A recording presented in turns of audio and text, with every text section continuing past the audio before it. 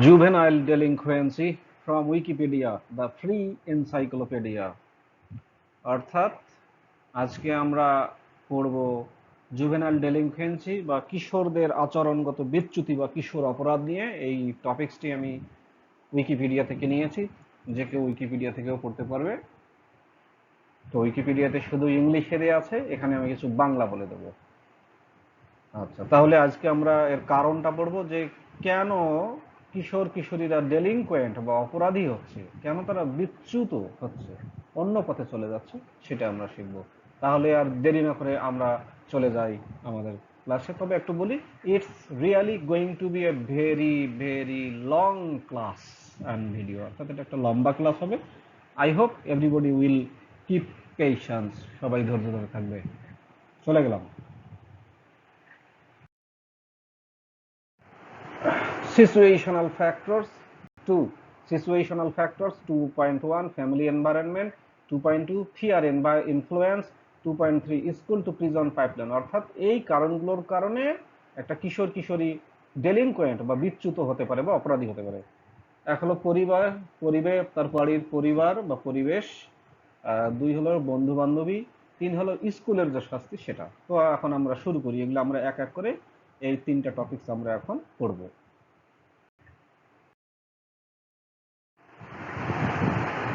আরেকটা হলো peer group influence, অর্থাৎ সে কোন ধরনের বন্ধু বান্ধবীর সাথে মেশে সেটা। আর একটা কারণ সেটা, যেটা একটা কিশোর কিশোরী জুভেনাইল সে অপরাধী হতে পারে, সেটা হলো আহ, নিম্নমানের আর্থসামাজিক অবস্থা। স্কুলে যদি সে খারাপ করে সেটা একটা, বা যে কোনো ধরনের ব্যর্থতা। আর একটা হলো পিয়ার রিজেকশন, অর্থাৎ তার সহপাঠীরা যদি তাকে রিজেক্ট করে, মানে প্রত্যাখ্যান করে কোনো কিছুতে। আচ্ছা, এবার আসি ইউথ গ্যাংস যেটা বলা হচ্ছে, অর্থাৎ কিশোর গ্যাং, যেটা বাংলাদেশে আছে কিশোর গ্যাংস, তো আসলে বাইরের দেশে এটাকে বলা হয় ইউথ গ্যাংস। এই কিশোর গ্যাংরা গ্যাং থেকে হয় যে তারা মনে করে যে এরকম কোনো তাদের তাদের প্রতি যখন কোনো ভায়োলেন্স সহিংসতা করা হয় বা আর্থিক কষ্টে পড়ে, তারা মনে করে যে সবাই যদি একটা গ্যাং হয়ে যায়, তাহলে তারা একটু ভালো কিছু করতে পারবে। আর যারা জুভেনাইল, যারা কিশোর অপরাধী, তারা মনে করে যে এই কিশোর গ্যাংটা করলে তারা বিভিন্ন রকমের যে থ্রেট আছে, ভীতি আছে, সেগুলো থেকে তারা গেইন অ্যাক্সেস করতে পারবে, অর্থাৎ সেই কাজগুলো সমাধান করতে পারবে। আচ্ছা, আরেকটা লাস্ট পয়েন্ট, সেটা হলো যখন ওয়েদার চেঞ্জ হয়, সে ওয়েদার চেঞ্জ হলে কিন্তু কিশোর কিশোরীর একটা ডেভিয়ান্ট বিচ্যুত ব্যবহার বা অপরাধীমূলক আচরণ করতে পারে। অন্য স্লাইডে আমরা চলে যাই। আমি আবার বলছি, এই স্লাইডটা বা এই ভিডিওটা কিন্তু একটু লম্বা হয়ে যাবে। সবার একটু ধৈর্য আশা করছি, ধৈর্য ধরে শুনলে সবারই ভালো লাগবে। ফ্যামিলি এনভায়রনমেন্ট, পরিবেশ, পারিবারিক পরিবেশ। Family factors that may have an influence on offending include the level of parental supervision, the way parents discipline a child, the way parents discipline a child, a parental conflict or separation, criminal activity by parents or siblings, parental abuse or neglect, and the quality of the parent-child relationship. As mentioned above, parenting style is one of the largest predictors of juvenile delinquency. There are 4 categories of parenting styles which describe the attitudes and behaviors that parents express while raising their children. আচ্ছা, এখানে যদি আমরা বলতে চাই, তাহলে এটা বলা যাবে যে ফ্যামিলিতে কি কি কারণে এটা হতে পারে। এক হলো বাবা মা কিভাবে সন্তানদেরকে সুপারভিশন করে, দুই বাবা মা কিভাবে সন্তানকে ডিসিপ্লিন শেখায়, তিন হলো বাবা মার মাঝে দ্বন্দ্ব বা বাবা মার মাঝে যদি বিচ্ছেদ হয় সেটা একটা, আর একটা হলো বাবা মা অথবা ওই কিশোর কিশোরীর ভাই বোন যদি কোনো ক্রিমিনাল অ্যাক্টিভিটি বা অপরাধমূলক কাজ করে, আর হলো বাবা মা যদি সন্তানকে অ্যাবিউজ করে, অর্থাৎ দুর্ব্যবহার করে, নেগলেক্ট বা অবহেলা করে, এবং বাবা মা এবং তাদের সন্তানের যে সম্পর্কের মধ্যে কোয়ালিটি, সেটা একটা ফ্যাক্টর। তাহলে এই কারণগুলো কারণে পরিবেশ থেকে একটা শিশু সে ডেলিনকুয়েন্ট বা বিচ্যুত বা অপরাধী হতে পারে। উপরে যে কারণগুলো বলা হলো, তার মধ্যে একটা সবচেয়ে বড় কারণ কিশোর অপরাধী, সেটা হলো প্যারেন্টিং স্টাইল, অর্থাৎ বাবা মা কোন স্টাইলে তার সন্তানকে বড় করে। দেয়ার আর 4 categories of parenting style which, আচ্ছা তাহলে 4 ধরনের প্যারেন্টিং স্টাইল আছে। সন্তান লালন পালন করার সময় এই 4টা জিনিস আমাদের সবসময় খেয়াল করা দরকার। নাম্বার 1-এ আমরা পড়লাম, authoritative parenting is characterised by warmth and support in addition to discipline. অর্থাৎ যখন বাবা মারা খুব অথরিটেটিভ, কর্তৃত্বপরায়ণ হয়, তো তাদের প্যারেন্টিং এ দেখা যায় যে উষ্ণতা আছে এবং সাপোর্ট আছে, সেই সাথে ডিসিপ্লিনও থাকে। Indulgent parenting is characterized with warmth and regard towards the children but lacks structure and discipline. আবার যে বাবা মারা তাদের সন্তানকে বেশি বেশি প্রশ্রয় দিয়ে লালন পালন করে, তখন তাদের সন্তানদের মধ্যে তাদের উষ্ণ সম্পর্ক থাকে, সম্মানবোধ থাকে, কিন্তু সন্তানদের মধ্যে ডিসিপ্লিন থাকে না এবং সঠিক একটা স্ট্রাকচার বা কাঠামো থাকে না। আবারও অথরিটারিয়ান প্যারেন্টিং নিয়ে পড়বো। Authoritarian parenting is characterised by high discipline without the warmth, thus leading to often hostile demeanour and harsh correction. আচ্ছা, আবার একটা অথরিটেটিভ কর্তৃত্বপরায়ণ প্যারেন্টিং এর একটা বৈশিষ্ট্য হলো এখানে প্রচুর ডিসিপ্লিন থাকে, কিন্তু এখানে কিন্তু উষ্ণ সম্পর্ক থাকে না। এর ফলে সন্তানদের মাঝে একটা খুবই হার্শ হোস্টাইল ডিমিনার, হিংস্র একটা আচরণ থাকে এবং একটা খুব রুক্ষ কারেকশন থাকে। অর্থাৎ কোনো সন্তান যদি ভুল করলো, দেখা গেল যে এই ধরনের বাবা মা দুই গালে দুইটা থাপড় লাগাই দিল, এটাকে বলা হচ্ছে হার্শ কারেকশন।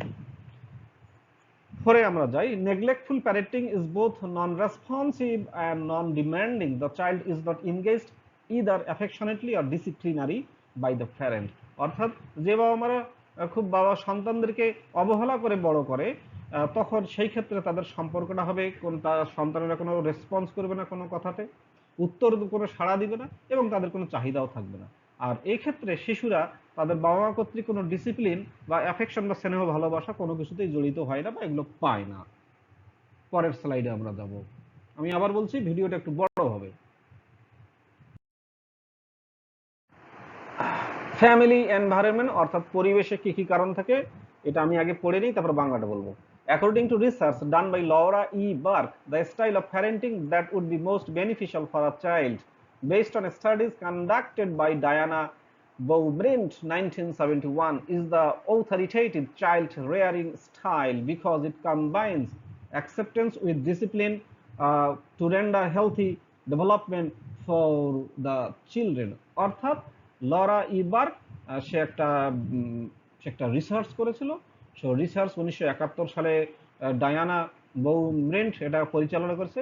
এখানে বোঝানো হয়েছে যে কর্তৃত্বপরায়ণ শিশু লালন পালন স্টাইলটা এটা একটা শরীরের শিশুদের জন্য ভালো, কারণ এখানে ডিসিপ্লিনও থাকে, আবার শিশুদের জন্য একটা হেলদি, খুব একটা স্বাস্থ্যকর বিকাশ তৈরি হয়। এটাকে তারা গুরুত্ব দিয়েছে, অর্থাৎ কর্তৃত্বপরায়ণটাকে গুরুত্ব দিয়েছে। As concluded in Steinberg's Adolescence, children brought up by single parents are more likely to live in poverty and engage in delinquent behavior than those who live with both parents. এই কথাটা একটু বলে দেই, খুব জরুরি। অর্থাৎ যে সমস্ত সন্তানরা সিঙ্গেল প্যারেন্টস এর কাছে থাকে, সিঙ্গেল প্যারেন্টস মানে বাবা আছে সন্তান আছে কিন্তু মা নাই, অথবা মা আছে সন্তান আছে কিন্তু বাবা নেই, এই ফ্যামিলিটাকে বলে সিঙ্গেল প্যারেন্টস। তো এই সন্তানরা তাদের দারিদ্র্যে বা পোভার্টিতে বাস করার সম্ভাবনা বেশি এবং তাদের ডেলিনকুয়েন্ট অর্থাৎ অপরাধী হওয়ার সম্ভাবনাটা বেশি, আর যাদের বাবা মা উভয়ে থাকে তাদের এটা কম থাকে। However, according to research done by Graham and Bowling, once the attachment a child feels towards their parent or parents and the level of parental supervision are taken into account, children in single parent families are no more likely to offend than others. It was seen that when a child has low parental supervision, they are much more likely to offend. Negative peer group association is more likely when adolescents are left unsupervised. A lack of supervision is also connected to poor relationship between children and parents. Children who are often in conflict with the parents may be less willing to discuss their activities with them. Conflict between a child's parents is also much more closely linked to offending than being raised by a lone parent. আচ্ছা, এটা একটু অনেকগুলো topic এখানে আলোচনা করা হয়েছে। আমি তাহলে একটা বলেছি, আমি আরেকটা বলি। এখানে সংক্ষেপে একটু বলি যে যদি কোনো সন্তানরা আবার অল্প সুপারভিশনে থাকে, অর্থাৎ বাবা মা কম সুপারভিশন করে, তাহলে তারাও কিন্তু কাউকে অফেন্ড করতে পারে। আর এই ছেলে মেয়েরা পিয়ার গ্রুপ আছে, অর্থাৎ কোন ধরনের ছেলে মেয়েদের সাথে মিশছে, এটা একটা বড় ফ্যাক্টর। যদি তারা আবার সুপারভিশন করা না হয়, অর্থাৎ যদি দেখভাল করা না হয়, তাহলে তাদেরও ডেলিনকুয়েন্ট বা অপরাধী হওয়ার সম্ভাবনা আছে। আচ্ছা, আরেকটা হলো পিতামাতা এবং সন্তানদের মধ্যে যদি নিম্নমানের একটা সম্পর্ক হয়, সেক্ষেত্রেও তাদের একটা অপরাধী হওয়ার সম্ভাবনা আছে। আর একটা বিষয় হলো যে সমস্ত শিশুরা তাদের পিতা মাতাদের সাথে একটা কনফ্লিক্ট থাকে, তাহলে তারাও ভবিষ্যতে এমন কিছু করতে পারে। আচ্ছা, আরেকটা হলো conflict between a child's parents is much more closely dependent than being raised by love. অর্থাৎ যখন কোনো পিতা মাতার মাঝে কনফ্লিক্ট থাকে, আহ, তারা তাদের অফেন্ডিং অর্থাৎ তাদের অপরাধে জড়িত হওয়ার সম্ভাবনাটা বেশি থাকে। আর যারা লোন প্যারেন্ট অর্থাৎ সিঙ্গেল বাবা মা পালন করে তাদের চেয়ে আবার বেশি থাকে। মানে এখানে অনেক ধরনের কথা এখানে আছে। এই প্যাসেজটা আমাদের খুব ভালো করে মনোযোগ দিয়ে শোনা দরকার। তাহলে আমরা পরের প্যারাগ্রাফে যাই, সময় নষ্ট না করি। Family environment, adolescents with siblings who have committed crimes are more likely to be influenced by their siblings and become delinquent if the sibling is older or of the same sex or gender and maintains a good relationship with the child. এটা অনেক বড় বাক্য। অর্থাৎ যে সমস্ত কিশোর কিশোরীর ভাই বোন আছে যারা অলরেডি একটা অপরাধ করেছে, তখন এরা তাদের ভাই বোন দ্বারা বেশি সিবলিং মানে ভাই অথবা বোন দ্বারা প্রভাবিত হয়। এবং যদি ওই ভাই বোনটা বেশি বয়স্ক হয় বা একই লিঙ্গের হয় এবং ওই বাচ্চার সাথে যদি ভালো সম্পর্ক থাকে, তাহলে তারও একটা কিশোর অপরাধী হওয়ার সম্ভাবনা থাকে। 7 cases where a younger criminal sibling influences an older one are rare। অর্থাৎ এটা খুব ভালো কথা যে অর্থাৎ এটা ছোট ভাই বা বোন সে অপরাধী, কিন্তু সে তার বড় ভাই বা বোনকে অপরাধী করার যে ঘটনা, এটা খুব কম, রেয়ার, দুর্বল। An aggressive, more hostile sibling is less likely to influence a younger sibling in the direction of delinquency. If anything, the more sustained the relationship between the siblings, the less they will want to be, এখানে একটা ভুল আছে, want to be আসলে এখানে হবে influenced by each other, ব্যাপারটা হবে এরকম, এটা ভুল আছে ইংলিশটা। তো যদি একটা আরো অ্যাগ্রেসিভ সম্পর্ক হতে পারে, যদি দুই ভাই বোনের মধ্যে একটা আরো ফাটল সম্পর্ক থাকে, তখনও এটা একটা হতে পারে। তাহলে ভাই বোনও একটা বড় factor. Children resulting from unintended pregnancies are more likely to exhibit delinquent behavior. They also have lower mother-child relationship quality. এটা একটু জানা জরুরি, তবে আমাদের দেশে এরকম নেই। এটা this is mainly applicable to the United States of America. তো আনইনটেন্ডেড প্রেগন্যান্সি মানে কেউ চাইলো না তারপরেও বাচ্চা নিল, তখন এই বাচ্চাগুলো ভবিষ্যতে অপরাধী হওয়ার একটা সম্ভাবনা থাকে, কারণ তাদের মায়েদের সাথে একটা নিম্নমানের সম্পর্ক থাকে। ওকে, আমি আবার বলছি, এটা একটা লম্বা স্লাইড, একটু ধৈর্য ধরে শুনতে হবে। ফিয়ার ইনফ্লুয়েন্স, এখন আমরা শিখবো যে বন্ধু বান্ধবী সহপাঠীরা কিভাবে একজন শিশুকে ডেলিনকুয়েন্ট বা অপরাধী করতে সাহায্য করে, সেটা আমরা এখন শিখবো।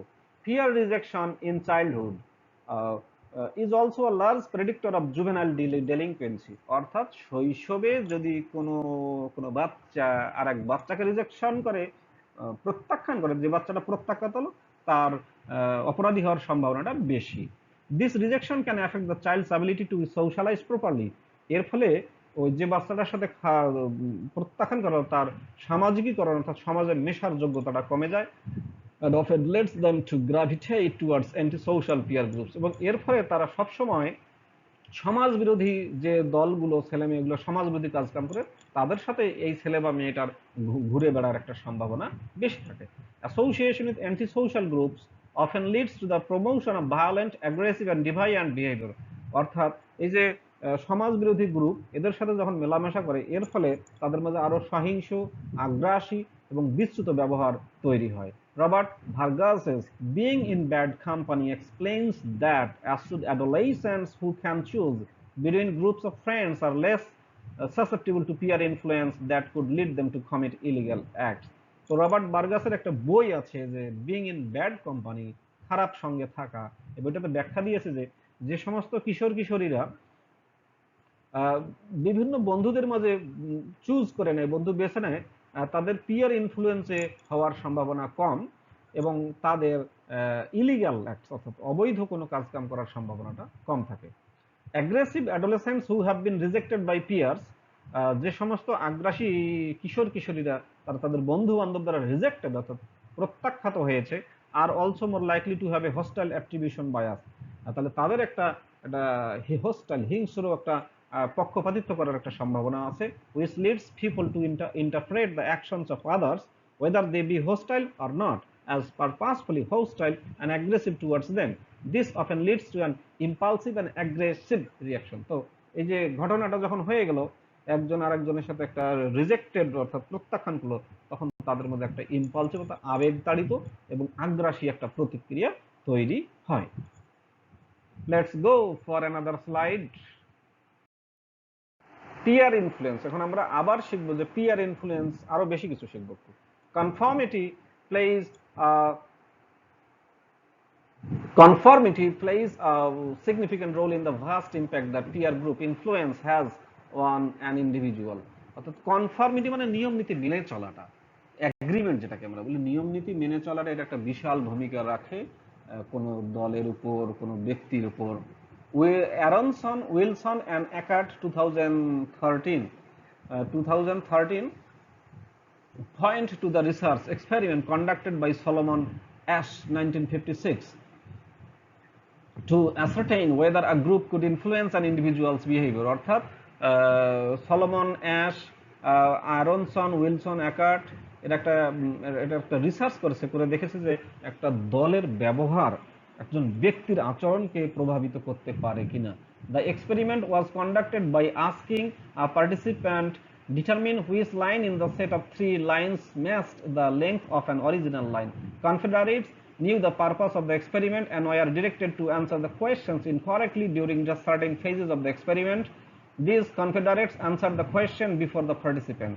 The Confederates answered the first few questions correctly, as did the participant. Eventually, all of the Confederates started to answer incorrectly.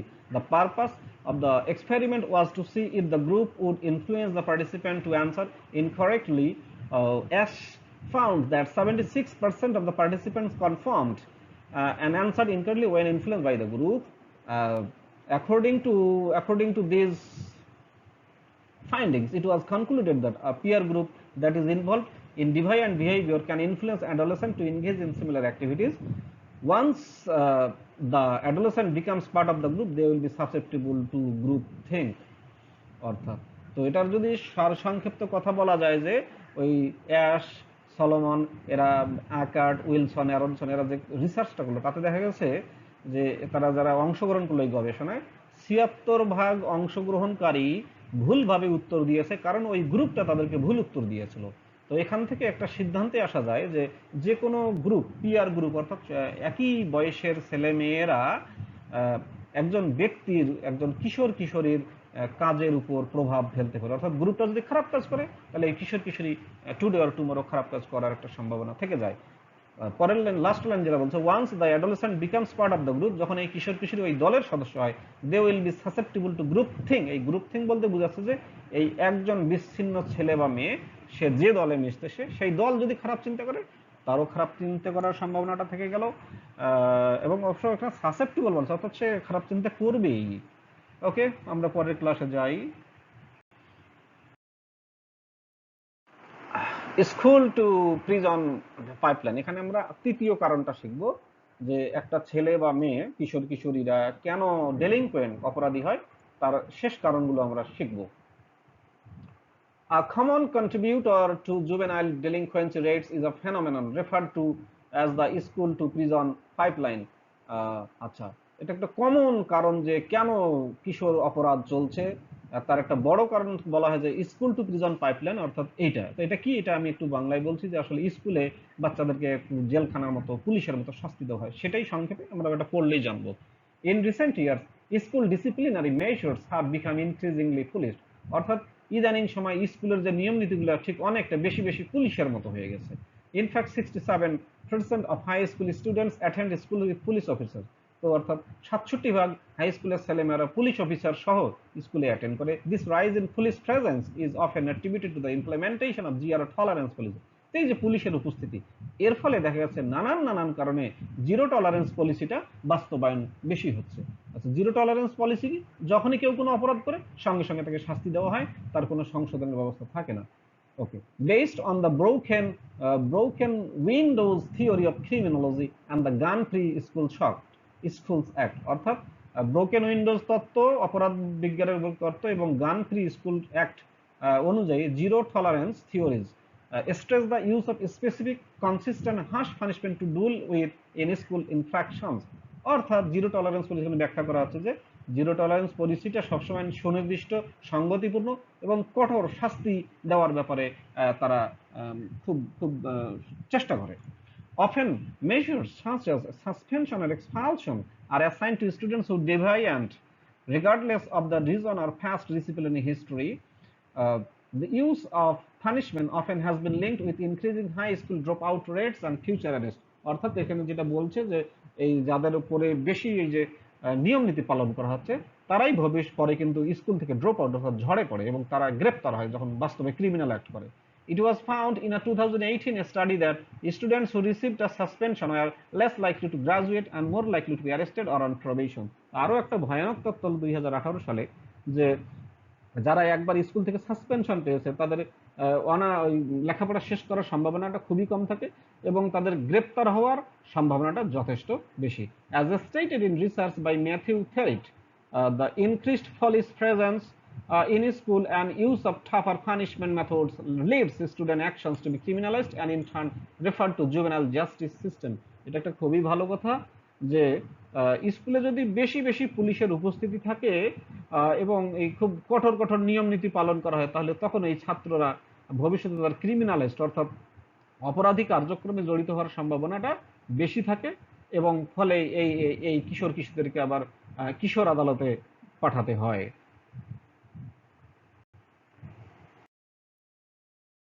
School two prison pipeline অর্থাৎ স্কুলের যে পুলিশি ব্যবস্থার মতো একটা শাস্তি দেওয়া সেটা নিয়ে আরেকটু আমরা পড়ি।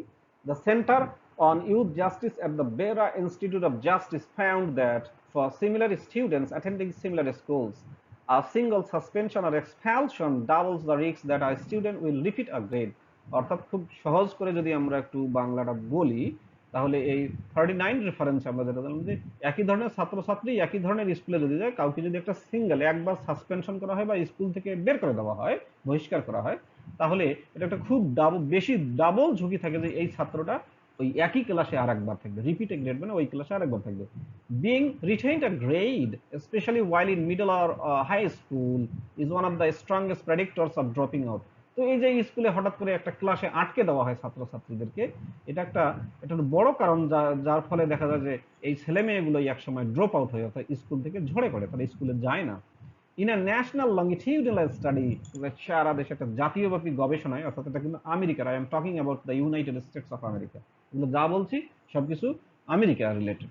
ইট was reported that youth with a prior suspension are 68% more likely to drop out of school.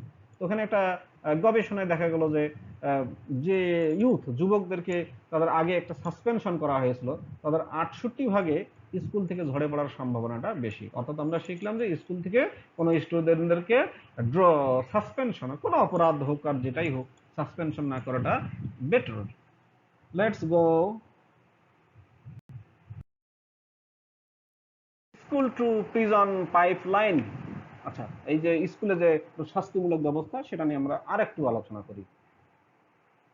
The school to prison pipeline disproportionately affects minority students. তো এখানে বলছে যে স্কুলে যে শাস্তিমূলক ব্যবস্থাটা এটা কিন্তু মাইনরিটি ক্ষুদ্র নরগোষ্ঠীর ছাত্রছাত্রীদের বেশি বেশি বেশি ক্ষতিগ্রস্ত করে। কারা ক্ষুদ্র নরগোষ্ঠী একটু পরে পড়লেই আমরা জানবো। According to data compiled by the United States Government Accountability Office, 39% of students who have received a suspension in 2013 to 14 school year were black. Even the black students accounted for only about 15% of public school students. তাহলে এর বাংলাটা যদি বলি অর্থাৎ আমেরিকার সরকার যে accountability office থেকে যে তথ্যটা পাওয়া যাচ্ছে সেখানে 39% ছাত্রছাত্রী যারা 2013-14 সালে একবার সাসপেন্ড হয়েছিল তারা ছিল ব্ল্যাক, অর্থাৎ ব্ল্যাক মানে কালো কৃষ্ণাঙ্গ ছাত্রছাত্রী।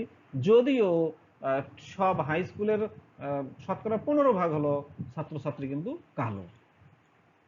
This over representation applied to both boys and girls of African descent. Compared to white students, black students were expelled or suspended 3 times as frequent. অর্থাৎ সহজ বাংলায় বললে সাদাদের চেয়ে কালোদেরকে 3 গুণ বেশি সাসপেন্ড বা এক্সপেলড বহিষ্কার করা হয়েছে।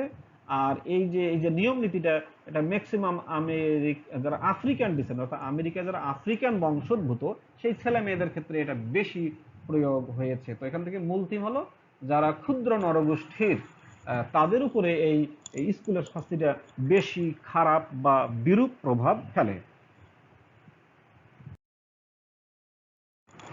পার্সোনালিটি ফ্যাক্টরস, অর্থাৎ আমরা কিন্তু এখন আমাদের ক্লাসের শেষের দিকে এসে গেছি।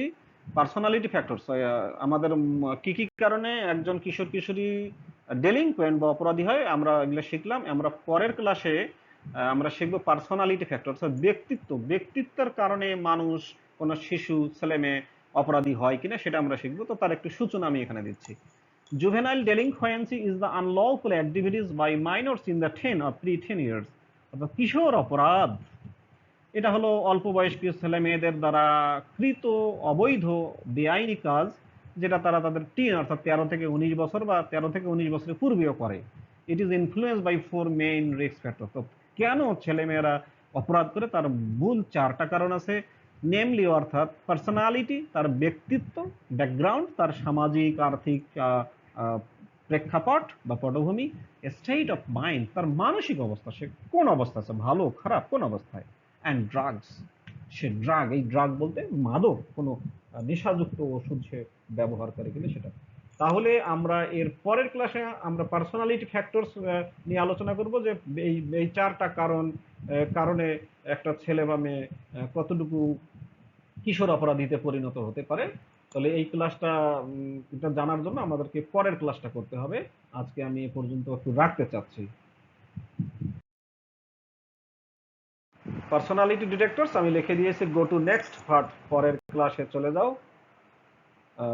পরের ক্লাসটা আমি আশা রাখি সবাই করবে, এবং আশা রাখি ওখানে আমি বাংলা বুঝাই দেবো, এবং হয়তো অনেক কিছু না কিছু তথ্য মাথায় সেট হবে।